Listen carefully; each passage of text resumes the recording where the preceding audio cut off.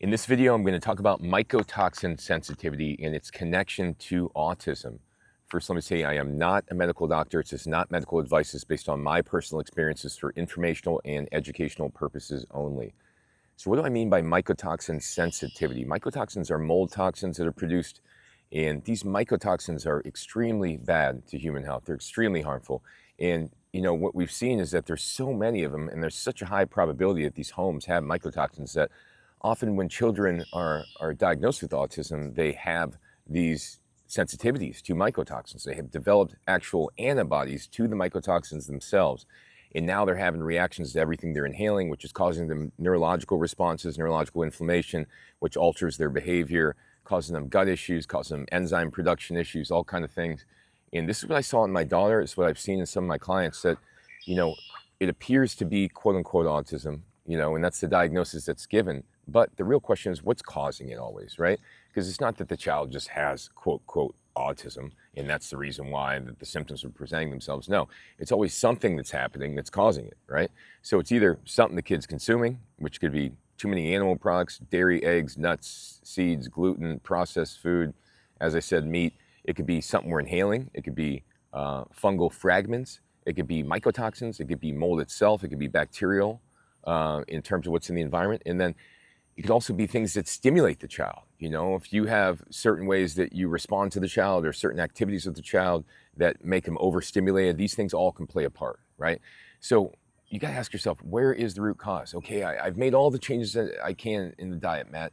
They're eating mostly fruits, vegetables, rice, potatoes, beans, lentils, having small pieces of fish or whatever here and there. Still problems, right? Behavior is much better, but still problems is what I typically see. And then what do? You do the mycotoxin antibody test, and often you see the antibodies are super high. So what that means is that the child has actually developed antibodies to the mycotoxin itself. And when that happens, the immune system is always looking for it. It's looking for it aggressively now. And if the child's living in a home that has mycotoxins, then you got a big, big problem. And often there are black mold toxins, things like fusarium, trichothecenes. Those are the things that are involved when you're dealing with a child that has autism symptoms. And, you really cannot discount this. Of course, you could have said, hey, it all changed when he got the vaccine or whatever. You could have your personal observations where, got the vaccine and within months or days, then things change. Well, I don't disagree because I've seen that happen in plenty of cases. But on the other side of it, what happens is if you do get the vaccine, if it was a vaccine injury, it would be that it hyperactivated the mast cells, hyperactivated the immune system. So now the immune system was responding much more aggressively to everything, right? So the most important would be looking at our diet environment. These are the most important areas, what we're consuming, what we're inhaling, obviously, and these are the things that are most important. So if you have any questions, reach out to me. But this is based upon the experience I've had with plenty of clients and my daughter, realizing that, hey, it's always something we're consuming, something we're inhaling. When it comes to children with autism, you got to look at both of those.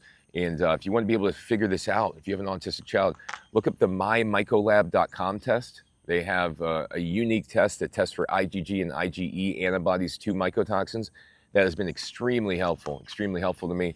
And also you could look into the Vibrant Wellness Urine Test. Between the two of those, you can get all the information you need to see if it's in your kid's urine or they're ultra sensitive.